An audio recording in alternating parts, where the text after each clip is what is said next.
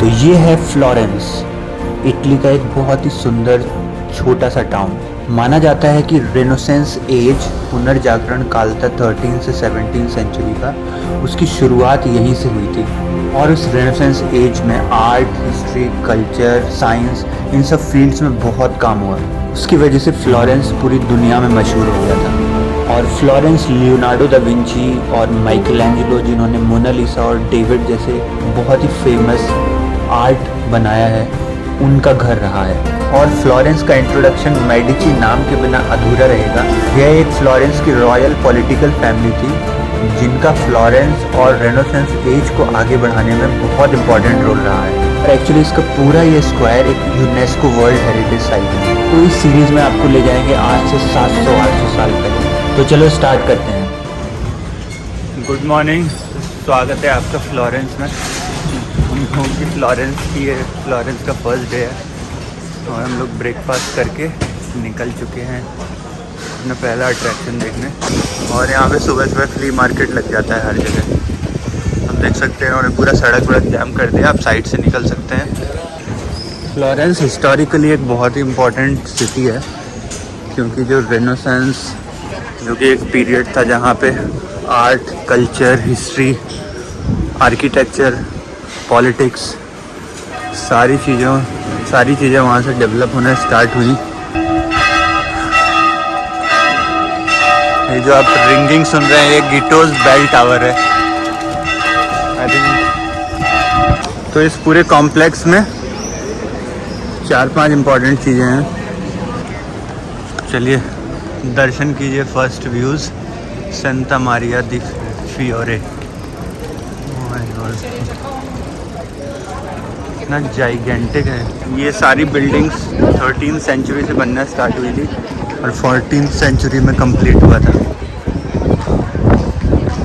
Medici करके एक royal family था, उनका बहुत स्ट्रॉन्ग इन्फ्लुएंस है।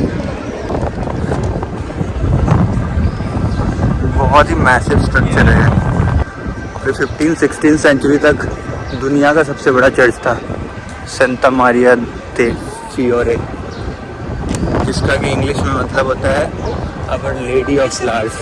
तो हम लोग सबसे पहले जा रहे हैं म्यूज़ियम, क्योंकि अभी सुबह भी है और भीड़ भी कम रहती है और उससे हमें पूरी पहले हिस्ट्री पता चल जाएगी, फिर घूमने में मज़ा भी आएगा। तो ऐसी कुछ गलियाँ दिखती हैं फ्लोरेंस की।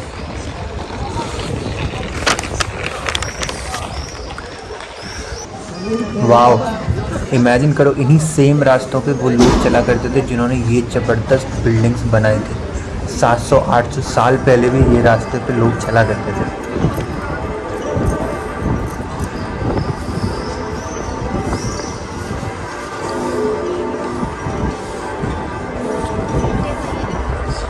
तो ये है म्यूज़ियम का एंट्रेंस, म्यूजियो डेल ओपेरा डेल म्यूजियो। इस म्यूज़ियम में सबसे पहले जाना चाहिए एक्चुअली, उससे आपको पूरी हिस्ट्री पता चल जाएगी। फिर उसके बाद आप हर जगह जा सकते हैं। चलते हैं म्यूज़ियम के अंदर।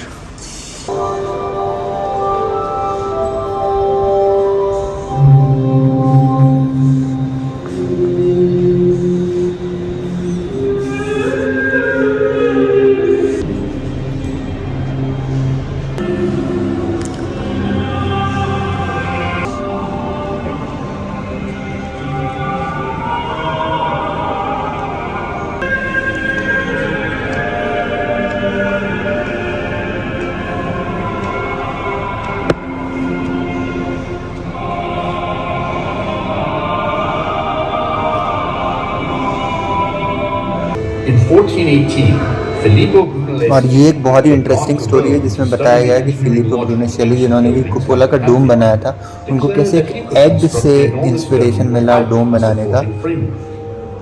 Brunelleschi asked his skeptical adversaries and rival competitors if they were able to make an egg stand upright on a marble tabletop. When his illustrious colleagues failed to accomplish this task, Brunelleschi took the egg and deftly broke its bottom on the marble, as Vasari recounts, thus obtaining the small flat surface capable of supporting it. "We can do the same thing too," said the other architects, to whom Filippo replied, "You would know how to build a cupola as well, if I showed you the way to do it." ऐसा कुछ डोम दिखता है यहाँ से। कोई central support structure नहीं है, like बीच में कोई पिलर नहीं है, वो अपना वेट खुद से ले सकता है। 800 साल बाद भी ये डोम एकदम सुरक्षित है। हम लोग सबसे पहले उठ के गए थे इस म्यूज़ियम में, म्यूज़ियम स्केल ओपेरा, जो कि ये आप देख सकते हैं सेंटा मारिया दी फीमेल चर्च उसके जस्ट पीछे है। और ये बहुत अच्छा स्टार्टिंग पॉइंट है आपकी फ्लोरेंस ट्रिप का, क्योंकि इससे आपको ओवरऑल हिस्ट्री का एक ओवरव्यू मिल जाएगा और फिर आपको समझ में आएगा आप जहाँ भी जाने वाले हैं। तो हमें यहाँ जाने से ये पता लगा कि ये जो चर्च है ये 15वीं सेंचुरी तक दुनिया का सबसे बड़ा चर्च था और पूरा रेनेसांस एज में इसका बहुत इम्पैक्ट है। बहुत सारे लोगों ने मिलके बनाया है ये। इसका डोम बहुत ही खास है, जिसका कि हिस्ट्री हमें अंदर जाके समझना। और इसके अलावा चर्च के ठीक सामने एक बैप्टिस्ट्री है, उसके गेट एक्चुअल गेट से वो रिमूव करके अंदर लगा दिए गए हैं। तो उसका भी उन्होंने हिस्ट्री बताया, उसको गेट्स ऑफ हेवन क्यों बोलते हैं। फॉर एग्जांपल पहले क्या होता था कि आप चर्च में डायरेक्टली नहीं जा सकते थे, आपको बैप्टाइज होना पड़ता था, वो शुद्धिकरण बेसिकली बोलते थे। तो आप शुद्ध होते थे बैप्टिस्ट्री में, उसके बाद चर्च में जाते थे। तो क्योंकि आप चर्च को हेवन माना जाता था, इसलिए उन डोर्स को गेट्स ऑफ हेवन बोलते थे। और ब्रूने शैली का बहुत अच्छे से हिस्ट्री बताई गई है, कितना इंसेन इंजीनियर था वो। और ये पूरा इंजीनियरिंग है कि आज के आई थिंक 700-800 साल बाद भी ये ओरिजिनल फॉर्म में खड़ा है और कुछ भी बिगड़ा नहीं है इसका। यहाँ की गलियों का आनंद लीजिए, ऐसा लगता है पूरा आर्ट, हिस्ट्री और कल्चर इस 2-3 किलोमीटर के स्क्वायर में घुसा दिया हो।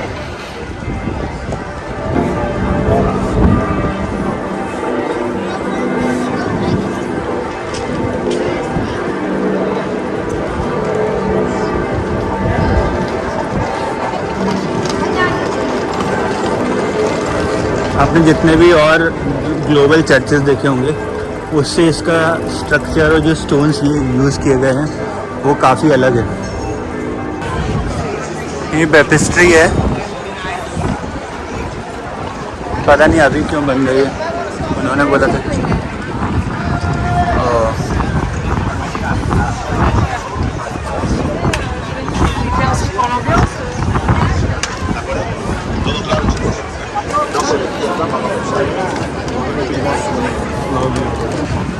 चलते हैं बैप्टिस्ट्री के अंदर। तो ये है बैप्टिस्ट्री ऑफ सैन जियोवानी और इसका ओरिजिन एक्चुअली बहुत ही डिबेटेबल है, बट इतना डेफिनेट है कि जो सामने चर्च है सेंटा मारिया दी फियोरा, उससे पहले इसको बनाया गया था। और कुछ लोग बोलते हैं कि रोमन टाइम कुछ रोमन वॉर्स वगैरह जीते थे तो उन्होंने मार्स भगवान के लिए बनाया था। बट बहुत सारी पिक्चर्स वगैरह और बहुत सारी स्टोरीज़ इसकी जो हेक्सागोनल शेप है और जो इसके ऊपर रिस्टोरेशन चल रहा है जिसका कि उसमें हो रहा है, और ये स्टिल समझने की कोशिश कर रहे हैं कि ये किसने बनाया था, किसने कंट्रीब्यूट किया था। बट सबसे फेमस स्टोरी यहाँ पे जीसस क्राइस्ट के लास्ट जजमेंट की है, जिसमें उन्होंने बताया कि अगर आप अच्छे कर्म करते हो तब आपके साथ क्या होता है कि आप हेवन में जाते हो, आपका असेंशन होता है एंड सारी चीज़। उसके अलावा स्टोरीज लाइक एडम ईव कैसे बने, नोआज आर्क वगैरह कैसे बना, ये सब भी स्टोरीज हैं। और दूसरा मेन स्टोरी है कि अगर आप अच्छे कर्म नहीं करते हैं तब आपको हेवन से निकाल दिया जाता है। जिन्होंने ये ब्लैक कलर का लगा रखा है उसकी स्टोरीज लिखी हैं, तो हमें एटलीस्ट इतना पता चला कि इसका मेन पर्पज़ क्या था और क्या क्या स्टोरीज यहाँ पे लिखी हुई हैं। तो अब नेक्स्ट डेस्टिनेशन हम लोग जा रहे हैं पिति पलाज़ो, जो कि मेडिची फैमिली का रॉयल रेजिडेंस था। और वहाँ पे एक बोगोली गार्डन्स भी है, काफ़ी फेमस है। यहाँ पे देखिए कितना भीड़ हो गया है अभी। ये है वो कुपोला डोम। इस डोम पे हमारा चढ़ने का प्लान है 4:30 बजे।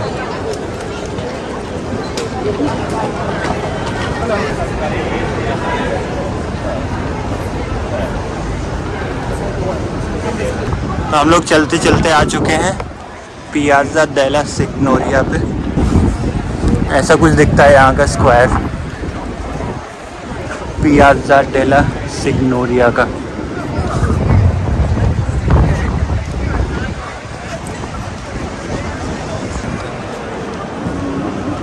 काफ़ी आइकॉनिक व्यू है। थोड़ा भूख लगी थी, हमने सोचा पहले लंच कर लेते हैं, तो इस रेस्टोरेंट में आ गए थे। लंच के बाद निकलते हैं पलाज़ो पित्ती और बोगोली गार्डन्स। ये वाला हमारा 5 आउट ऑफ 5 है। तो ऑफ कोर्स इटली में पिज़्ज़ा पास्ता अच्छा नहीं होगा तो कहाँ होगा।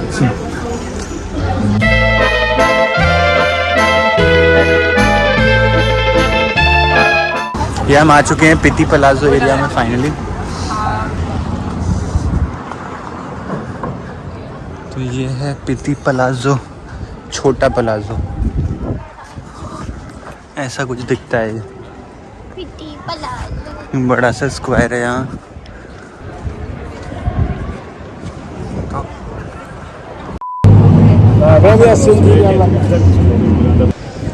ये अंदर से कुछ ऐसा दिखता है। ये भी इनका काइंड ऑफ आंगन था, खतरनाक। तो हम लोग ये बैठ के इधर थोड़ा आराम कर रहे थे। ये है बोगोली गार्डन्स। ये भी काफ़ी फेमस है and one of the greatest example है इटालियन गार्डन्स का। पहले हम गए थे पित्ती पलाज़ो में। मेडिची फैमिली यहाँ पे रहती थी, जो कि ग्रैंड ड्यूक्स थे इस टस्कनी रीजन के, और फ्लोरेंस पे बहुत साल उन्होंने राज किया, मतलब 300-400 साल। और इसी के अंदर पैलेंटाइन गैलरी है, जिसमें कि हम लोग देखने गए थे। काफ़ी अच्छी आर्ट गैलरी है।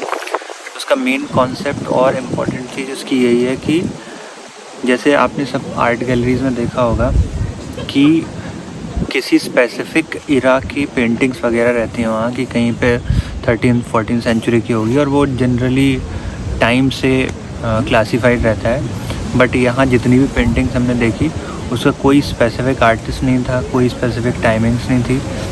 बस जो मेडिची फैमिली के लोगों को जो अच्छा लगा वो पेंटिंग्स उन्होंने वहाँ रखी थी। तो आप उनसे उनके टेस्ट का पता कर सकते हैं। मतलब काफ़ी अच्छी पेंटिंग्स थी। स्पेशली उन्होंने जो रूफ पे फ्रेस्कोस लगा के रखे थे वो काफ़ी सुंदर थे देखने में। 1-2 फ़ोटोज़ मैं इस वीडियो में डाल दूँगा। उन्होंने जो आर्टिस्ट लोगों से काम करवाया, उन्होंने अपने आप को भगवान से कंपेयर करवाया था। तो बहुत सारे रूम्स में आपको अपोलो, वेनस और ये सारे प्लैनेट्स जो कि गॉड के रूप में देखे जाते थे, वो सब उनका फ्रेस्कोस वगैरह, उनकी पेंटिंग्स वगैरह आपको रूप पे दिखेगी। तो अच्छा था, 2-3 घंटे के लिए आप आ सकते हैं। बहुत बड़ा गार्डन है और ये 2-3 किलोमीटर में फैला हुआ है ये बोगोली गार्डन। ये ऐसे कुछ नज़ारा दिखता है पित्ती पलाज़ो का।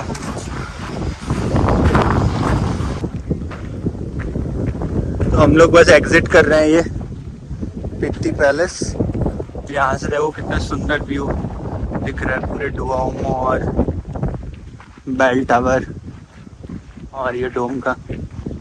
तो हम लोग जा रहे हैं डुओमो क्लाइंब के लिए। बहुत थक गया हूँ भाई मैं तो, नहीं चढ़ा जा रहा।